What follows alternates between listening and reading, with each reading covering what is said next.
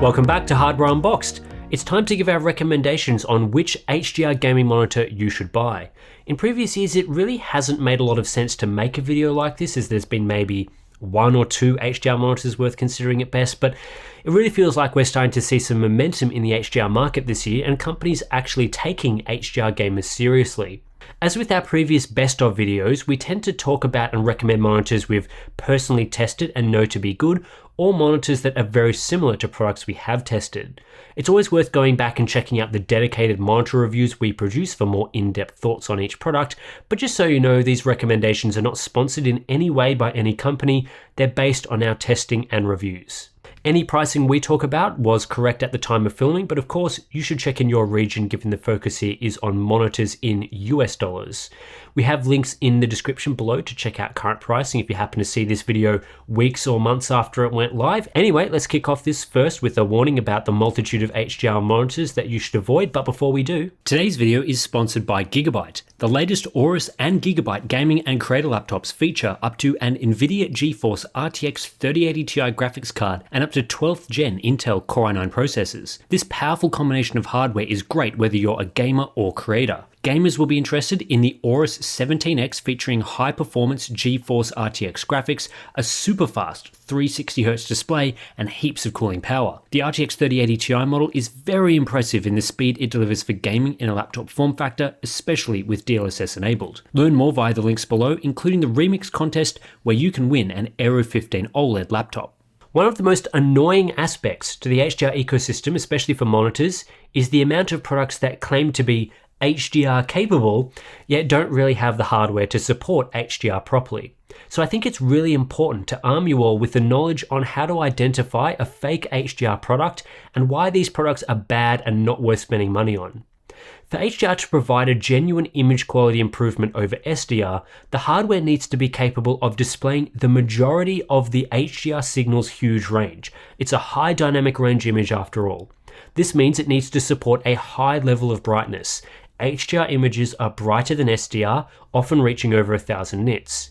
It needs to support very high contrast so that high brightness elements can be displayed alongside deep, rich shadow detail on screen simultaneously. This is crucial as it gives HDR imagery most of its richness and pop. It's the most important aspect in my opinion.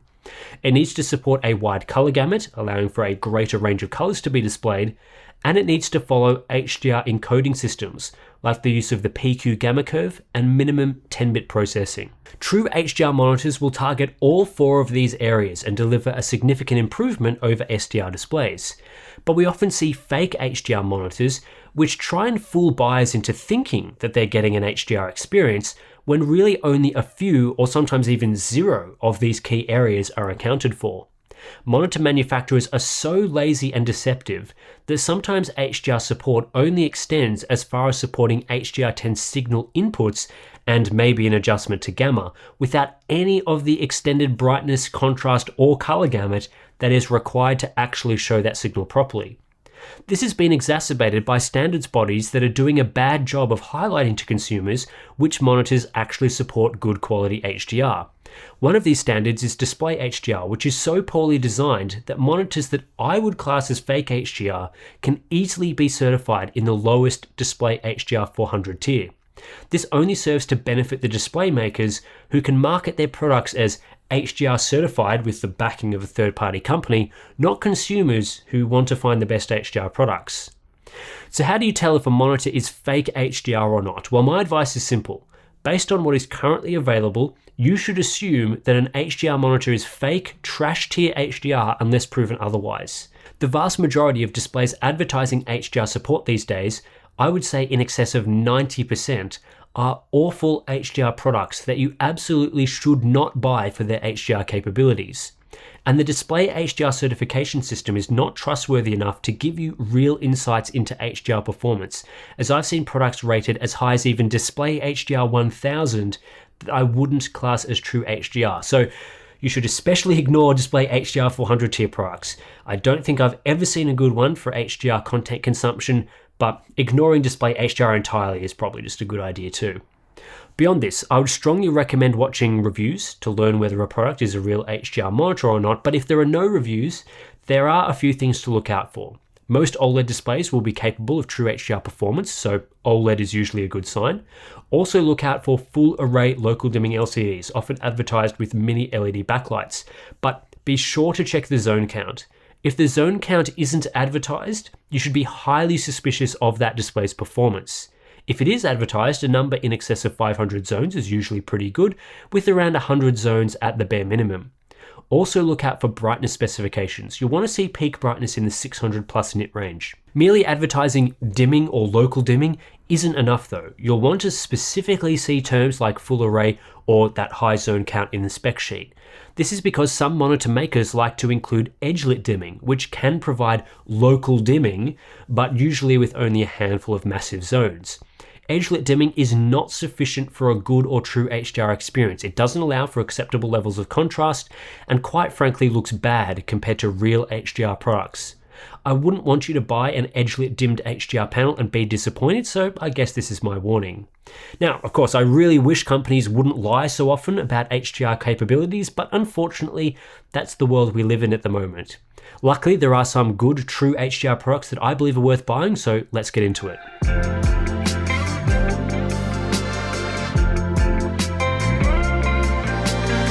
If you're after a high-end HDR monitor, I think it's hard to go past one of the two OLED options currently available that I think are excellent for gaming. One is the Dell Alienware AW3423DW, and the other is LG's 42-inch C2 OLED. And while neither is what I'd class as a traditional format gaming display, they both offer outstanding performance in motion and in HDR content. My overall preference right now goes to the Alienware AW3423DW. It's a 34-inch 3440 by 1440 ultra-wide with a 175Hz refresh rate, and the primary reason why I think this is such a good buy is that it's the first OLED monitor I've seen that is specifically designed for desktop HDR gaming on PC. The C2 is awesome, it definitely has its strengths, but the AW3423DW is better suited to normal desktop usage. With QD OLED technology, this Alienware display delivers proper, true HDR performance thanks to OLED's self-lit pixel structure and resulting deep zero-level blacks. This panel can hit up to 1000 nits of brightness for small elements and just looks great displaying HDR content.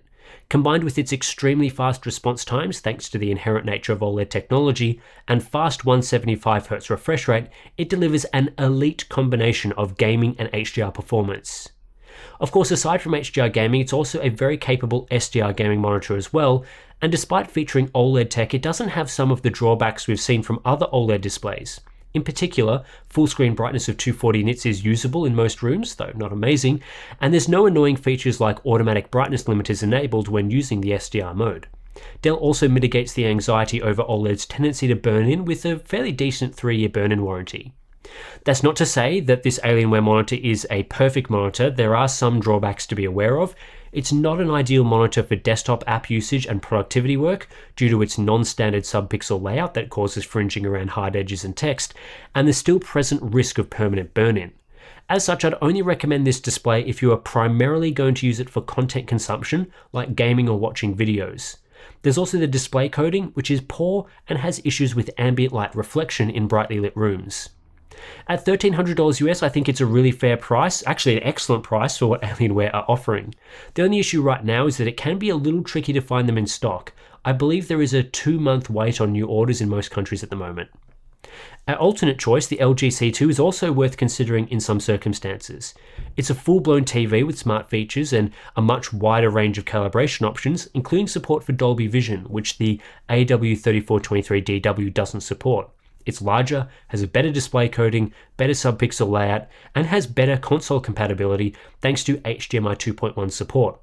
It's a little bit more expensive than the Alienware at $1,400 US, but I think it's definitely worth considering if you want a larger but still usable desktop display, or if you aren't sold on the ultra-wide format.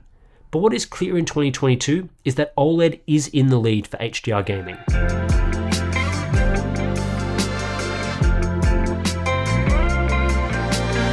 So far, what we've talked about and recommended in this video are two products with less typical display formats. The Alienware AW3423DW is an ultra-wide, which isn't for everyone, and the LG C2 is quite a large display, certainly much larger than a typical gaming monitor. So which HDR display is the best choice if you want something a bit more standard and traditional? In my opinion, the monitor to choose is the Samsung Odyssey Neo G7. It's a 32-inch 4K 165Hz gaming display using VA LCD technology and with a 1196 zone full array local dimming backlight. Thanks to this backlight and the use of high contrast VA tech, the Neo G7 offers a true HDR experience that I think gets the closest to OLED of any monitor that I've tested so far. It doesn't quite match OLED for its richness, shadow detail and viewing angles, but there's no doubting the HDR experience here is impressive.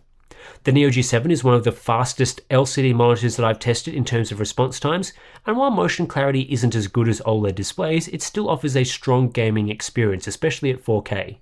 The HDR experience is very good as well. The combination of a high zone count backlight and great native contrast leads to minimal blooming in HDR content while retaining the punch you should get from these displays.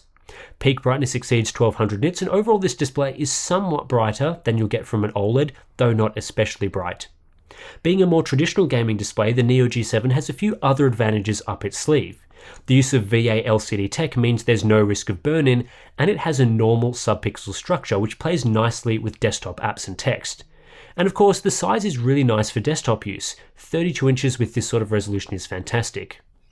There are some drawbacks though, which end up being the reason why I prefer the OLED options I was discussing earlier. The 1000R curvature is very aggressive and adds nothing to the experience, so while the display is better suited to desktop use, I don't think it's all that versatile as a productivity or creator monitor. Motion performance is also worse than OLED options, especially the AW3423DW, and input latency with dimming enabled is unimpressive. Poor viewing angles also require you to view the display dead on to get the best HDR experience. At $1,300, it's definitely worth considering though as an HDR option, and I would definitely get this monitor over the Neo G8, its high refresh rate brother, as the Neo G8 ships with deal-breaking issues.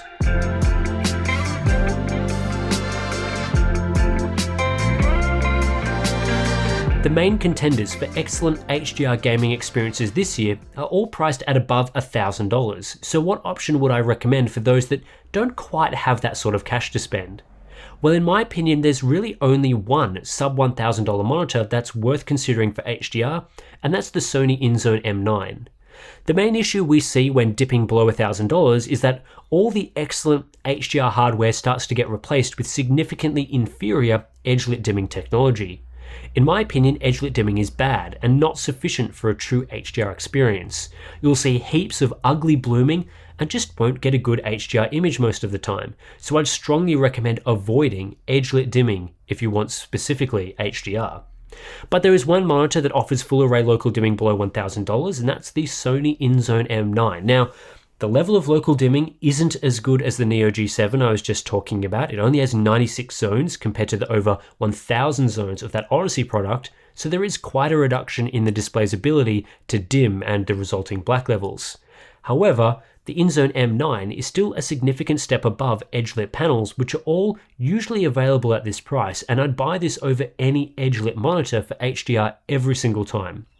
Sony actually implements quite an impressive dimming algorithm into their panel that does give you the benefits of HDR, including high brightness and decent local contrast at times. However, unlike the best HDR monitors on the market, I'd only describe this as a basic HDR experience, sort of an entry-level starting point that I think is acceptable and worth paying for. When spending less than $1,000, I don't think you can expect the best HDR experience at the moment, which is, I guess, a bit unfortunate, but hey, I guess the market is also slowly improving. Aside from its HDR chops, the InZone M9 is a 27-inch 4K 144Hz gaming display using IPS tech, so it has typical LCD performance that we've seen from other 4K displays in this price range.